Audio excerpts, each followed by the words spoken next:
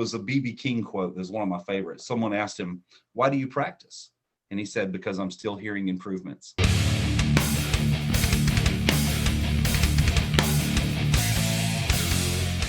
Ghost Cult Magazine welcomes in our old friend Dallas Toller Wade of Narcotic Wasteland. How are you doing, my friend? I'm doing quite well. It is quite great to see you. I am so happy to see you. Lots to talk about, lots going on in the world, in your world, musically. Hope everything is well with you and the band. Personally, it's just been, we saw each other before the before times, and now Yeah. again as we're coming through the worst part of our lifetime in the world. But I'm thrilled that live music is coming back, and there's albums to look forward to, and new singles to talk about, and artistry to chat about. So I'm super stoked to see you. Hell yeah, man. Likewise. Glad we made it out of that alive. Right? Some people didn't. It was really terrible. And Exactly. real life problems. It's kind of funny. I had this joke during the worst of it.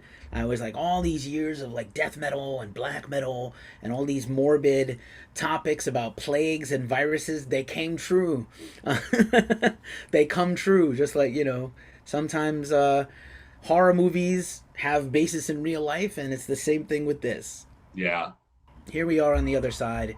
You have a brand new single out with Narcotic Wasteland that I'm super pumped about.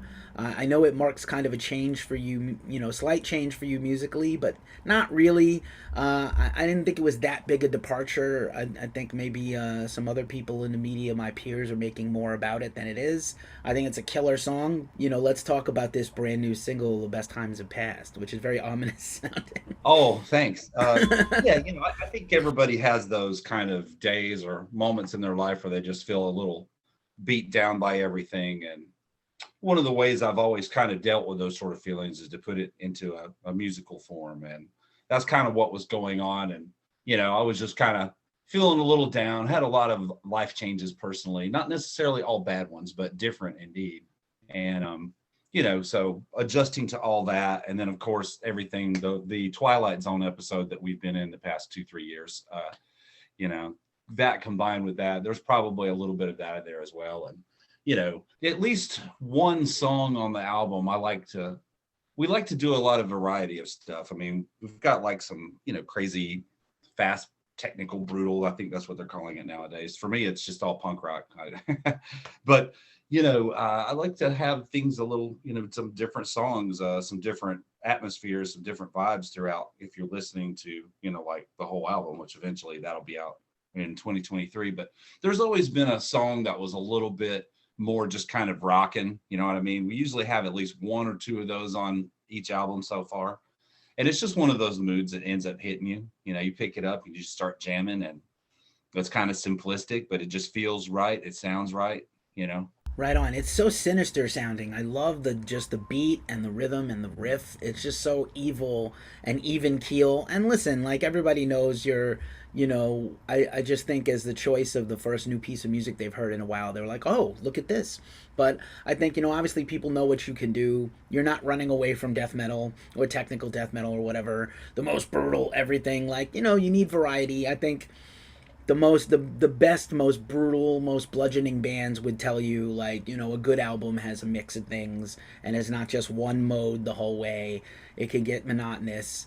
I love extreme metal, I always will, but yeah, there are bands that just, they do one thing well and that's all they do, and they beat it into the ground. And you've always shown a lot of variety in your writing, so I really love this new song. And it's like, it's still this band. It's not you didn't just suddenly have pedal steel and do a country song, which you could do if you like, but like, No. hey, if Jeff Walker can make a sort of a country record, everyone can, right? Yeah, I guess so. Um, yeah, and that's just it. Like, I always felt that what we did, and, even my time at Nile wasn't like death metal just kind of boxes it in. And I've never really felt that way. Definitely under the metal category, but that's as far as I like to think about it in my mind. And even if we're going to, fast blast beats and all that stuff, you may still hear something that reminds you of like an old rock song in there. That kind of legendary like hookiness and catchiness that music had that just sticks in our brains and we can't get it out of our brain. So that's what I kind of go for. Right, you can still have hooks and still be heavy. Yeah, there's definitely, like I said, there's this very really good even tempo thing going on here. Almost reminded me a little bit of a little bit of like The Thing That Should Not Be by Metallica, and I mean that in the highest possible way because I still think that album is the best album maybe ever. In our Definitely in the top, man. in our realm, it's one of the best ever. So that's a high compliment. I mean it in that way. So Thank you. yeah, man, good stuff. So new record on the way. You've been writing, working, creating this new record in the meantime that's coming out next year. More details to follow, obviously. Other than this first song we've heard, how obviously it's years since you wrote and put out Delirium Tremens, which we were big fans of. It's when we hung out and saw you twice on that tour last. So, what can you tell us that you're ready to share about this new record, stylistically or anything? Well, so far, this will be the second single we've released for it. The first one was called Morality and the Wasp. And it was a little bit more of a fast thrasher, and we have another one on the way that's going to be pretty much, it's already done. We're just going to, release it at some point. We have a tour coming up with Accept. So it'll be sometime during that or maybe even after it. So we have another single that we're going to release and possibly one more, and then the album is pretty much done as far as just like getting everything recorded right. So but all the writing and all the demos are there, fairly complete, and so moving forward from there, yeah, I'm really hoping early 2023 we'll have the full thing out, but we're going to release a couple more songs first. Right on. Did you have any logistical issues or packaging and vinyl issues or things, anything like that? Because I know a lot of bands are complaining about timelines and trying to have it all line up and challenges. Have you had to meet any of those things head on? Not quite yet. So far, we haven't really added vinyl to the things. So far, we only have the CDs, but that's on the way for sure. So I don't really know yet, but I have heard about just supply and demand issues, and that's not just with that, but that's with a lot of industries, whether it be steel. I know steel's a big one right now, and of course all your major elements, wood, steel, stuff you build things with, is just all going way up in price. You can't find anybody to make it, and then you can't find anybody to deliver it, and then you can't find anybody to distribute it. And the ones that are trying to distribute it say, hey man, where's my stuff? I've got people needing this. So it's kind of just that way. It's globally on a lot of different business aspects. Right on. The music industry is not impervious to these problems. If anything, they're right in line. I think we're seeing. I'm so stoked. We're going to talk about the Accept tour in a second. Believe me, I'm so pumped. But we're seeing a lot of your peers and friends who are canceling tours in Europe or different parts of Europe, the UK versus the rest of Europe, if you will, now. And they're having an energy crisis that is now causing humongous problems. I just saw a couple of bands just suddenly the cost from 3 months ago skyrocketed triple the amount for the next tour we were going to do, and I know fans are bummed, but you can show your support with streaming, and you can show your support with your dollars. If you can't get to the show to buy a shirt or a record, you can get one on Bandcamp or the band's websites or whatever. So I'm trying to tell everybody to be faith, hold the faith and hang in there. It's gonna even out eventually. It just sucks right now. Yeah, hopefully so. I mean, it's always the thing. Some progress will be made in one area, but then a step will be taken back over here. So I've always said evolution is a painfully slow process. And yeah, Glacially all we can so. do is do our best to try to make things happen a little quicker. Yeah, there you go. So yeah, you have this humongous tour with Accept coming up, and I can't stress how humongous it is. Great for you, great for the band, great exposure. Accept is a legendary band. They actually didn't even get to really tour behind their new album from last year, so they're still trying to do their proper headline world tour. I think they've done a couple of handfuls of dates and festivals, and that's about it for them. Yeah, the first time we played with them was in Houston, Texas. It was in 2018, 2019. God, I don't remember. Anyways, we played. It was called. It was Foam Hinge at Carbosh Brewing Company, and they had like a big thing. And we played. Pat Travers played. High on Fire, Power Trip, Accept, and Ace Frehley. And I tell you, man, except the guitars were just so amazingly tight. I was like, wow. I mean, they sound amazing live. They really do, all of them. Yeah, I So mean, looking maybe forward better than ever, every except maybe night. the early 80s. They've been killing it this last, like, run, this decade. They've been just putting out banger after banger. Just, I love Mark. Mark is insane. And, yeah, man, you can't go wrong. I've gotten to interview Wolf. That was a thrill. And, tremendous band. And so you guys are going to open for them across the country, which is phenomenal. I think we're gonna catch one of those dates in the Midwest in the middle of the run. Not quite coming to my town, but hopefully on the next tour for either band, I will get to see you guys in person. I'm out west now from when we last met in New York, even though we're still in New York too. But I'm out west, and yeah, man, very very exciting. What's for opening such a big show? What's sort of the game plan for your band? Are you gonna do like you have to play sort of the hits off the records and the new song? Is there going to be no room for talking and deep cuts and rabble rousing? You got to just kind of be lean and go right at it, right? Yeah, we typically try to go out going for the throat. Uh, our set times are probably, depending on the venue, may be anywhere between 30 to 45 minutes. If they give me 45 minutes, I like to leave a couple of minutes in there just for buffer time in case there's a technical issue or something like that. Yeah, just go out all guns blazing, man, just like always. And that's pretty much it. Of course, we'll be playing like the new singles that came out, and we're going to be playing just a lot of the stuff from Delirium. Of course, Bleed and Swell. I think that was probably, as far as plays, I think that's gotten the most from that record. So we'll be playing that. A lot of good thrash metal in there. There's a lot of good thrash metal in this band. So Right on. we'll probably bust out a couple more thrashy tracks or something. But we also have a couple of headlining shows in between. Except off dates. So that's going to be fun too. Get to rip the full set and play a full hour and 15 minutes or something. Nice. The hardest working guy I know, almost. Yeah, man. No breaks in this business, and then you come off the road, and I imagine just continue to prep for the album release and a lot of touring next year. That's the plan, and continue. And I'm really excited about the next couple of singles that are going to come out. But definitely some progress made when we were all locked down in this Twilight Zone episode that was never aired.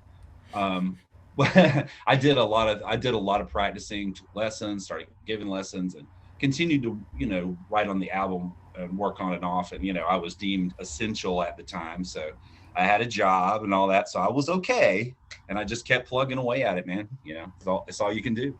I was glad to have that opportunity. You know what I mean? That's amazing, and again, it's just been hard for everybody. It's so cool to hear that, like, even at your level, the level of esteem that I hold you in as a player and a writer, you're still trying to get better and take lessons, and I think that says a lot about you. It's it'd be very easy for you to say, like, I've achieved all this stuff in my career and I don't need to get better. There are definitely plenty of those people in our field, but it's very cool and refreshing to hear that you're still working on stuff. Absolutely. I feel the day that I stop kind of learning on the instrument will be kind of the day I'll die a little bit. So I was a BB King quote. That's one of my favorites. Someone asked him, "Why do you practice?" And he said, "Because I'm still hearing improvements." So there it is. you know. Randomly, I don't know if you saw the Elvis Presley movie. I did. BB Yes, I King was did. portrayed interestingly in that. I'm not 100% sure that Elvis hung out with BB King. Maybe he did. Maybe he did not. Um, I was like, okay, we're gonna take some licenses here. It wasn't bad. I try to see everything Tom Hanks is in. I'm not the biggest Elvis fan, but I felt like duty bound to go see it and give it my attention and be fair to it. The ending was very good. Not because he died, but the ending was very well done where they did the comeback special, and it was like reminded me of the Queen movie where they tried to A-B the footage. Yeah. And then over the credits they played the actual Elvis last few performances, which was very sad, but it was all right. It wasn't. I don't particularly jibe with that director. He's not my style of filmmaker, really. So I know it's not. I'm not the audience for this, but I did like the film. Yes, I like the film pretty well, and I thought the actor that played him, he's Robbie in Cobra Kai, I believe, Yeah, right? yeah, maybe, yeah, Yeah, and yeah. so knowing that and knowing that he was able to chameleon like that, I think we see a killer new actor on the way. We'll probably see him in some action flicks in about 10 years, Well, he maybe certainly even he can fight. 5 We know that he can fight for years. sure. Yeah, You know, roundhouse kick and chop a mofo. So yeah. yeah, he was very impressive. Actually, Austin is his name, right? He was very impressive, and biopics are hard. Usually, if you can pull it off, it usually means an award season or something for you. But you know, they're hard movies to do, and people do gravitate to them because you know we idolize our heroes. But yeah, very cool. I thought I would share. I figured that would be fun since you brought up BB King. Movie reviews with Dallas and Keefe, your new video series coming to you on YouTube next year. Horror movies mainly would be the thing I would try to do. You know, just as we wind this down, I want to give you your day back. Of course, you know, just a very exciting time for you in the band. Are you still giving lessons? Is that something people can find you, pay you to do, or are you, as you get busy with the album, you can't do it as much? Oh yeah, sure thing. I can do it. I never like really actively, put out there that I give lessons. You know what I mean? But people would, if people, send me a message and ask, I might be able to work something out. And that's what's happened over the years. People like, hey man, you give lessons? Like, sure, man, we can do that. I did that actually way back in like the early '90s for a little while, and and then kind of got out of it because I got busy just playing a lot, and then it just kind of came back into it. Me learning stuff kind of inspired me to show people too. So it was kind of an exchange of information.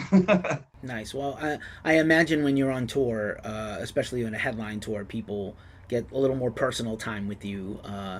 You know, easier to do than a big arena or an amphitheater or something like the accept gigs are going to be, you know, theaters and things.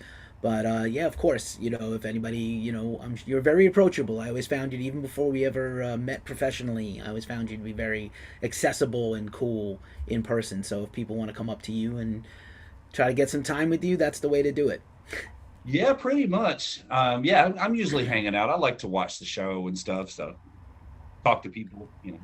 Right on. And then since it's been you know, some time since you've done a full out big tour like this, any changes in gear or approach to your playing or gear that you have to do for a bigger room, or it's just the same old Dallas every night? With the exception of my recent obsession with Jackson guitars, everything else is pretty much the same. I've got a couple of different rigs that I can go to, but yeah, I'm pretty much just going to bust out my same old half stack and go for it.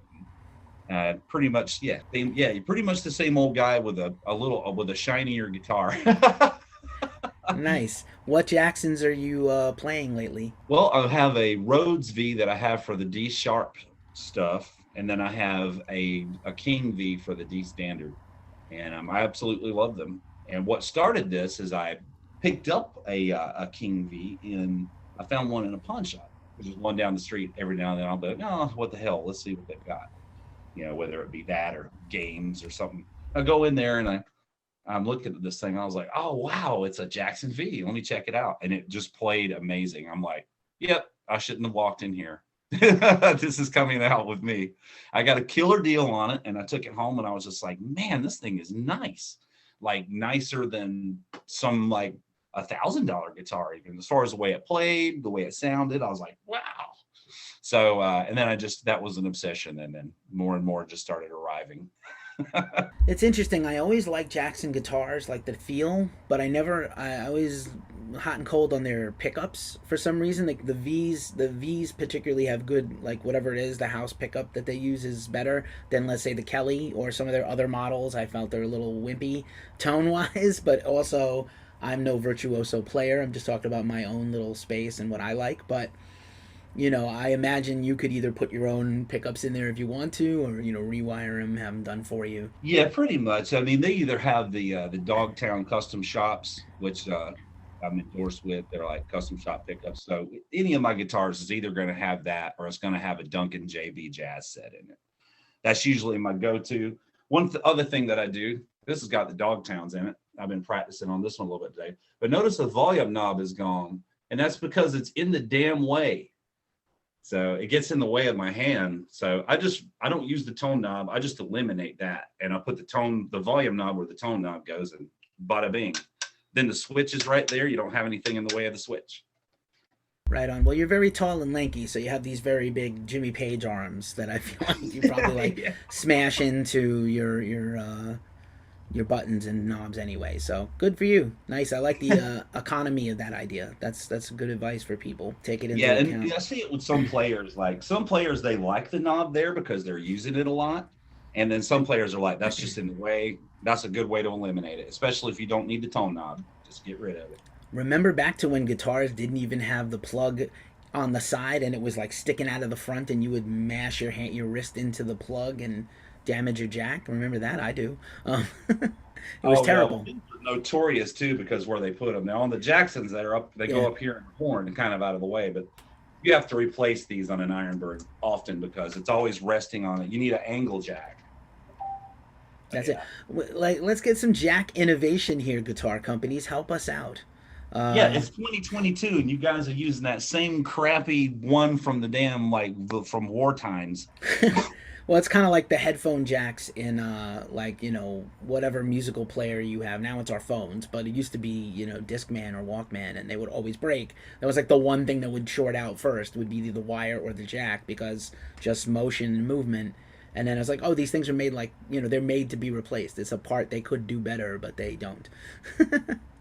Disposable proprietary nonsense. Just like not having the 1/8" jack on the phone anymore. This one does because it's an older phone. I'm Yeah, same. surprised it still works. But now you've got some. Now you got to use the C type with this adapter. You got drummers that have their mix on the thing and they're playing along to the songs, while they're playing, and the jack's all cutting out. You can't hear. It's just nonsense. Get off my lawn, companies. Anyhow, we're No we're doubt. devolving into fun stuff. But Dallas, man, it's always a pleasure to see you. Congrats on the two new singles. Congrats on this Accept tour. Such a big deal for you. So awesome for the band and for you. And we look forward to this new record in 2023. And when we get to hear more of it, I'm sure we'll catch up to you again. Hopefully next time in person again. That would be great, man. Be great to see you. All right. Thanks so much for hanging with Ghost Cult. We always appreciate you. Take care. Thanks a lot, man.